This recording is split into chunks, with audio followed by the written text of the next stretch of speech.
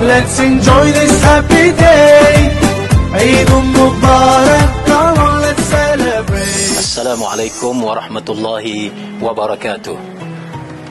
Saya mengambil kesempatan di sini untuk mengucapkan selamat Hari Raya Aidilfitri bagi tahun 1446 Hijriah kepada seluruh umat Islam, khususnya rakyat negeri Kelantan dan khususnya lagi kepada warga Kelantan di perantauan.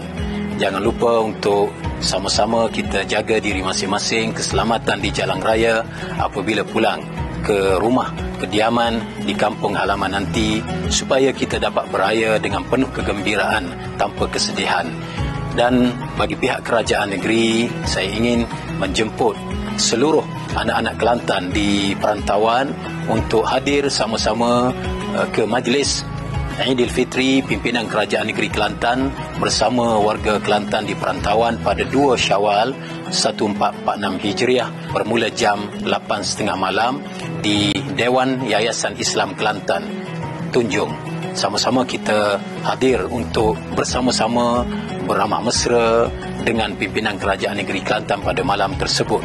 Jangan lupa kita bertemu di sana dan semoga Allah Subhanahu Wa Taala menerima segala amalan kita pada Ramadan dan Allah mengampuni segala dosa-dosa kita yang lalu sepenuhnya. Selamat Hari Raya Aidilfitri, maaf zahir dan batin. Wassalamualaikum warahmatullahi wabarakatuh.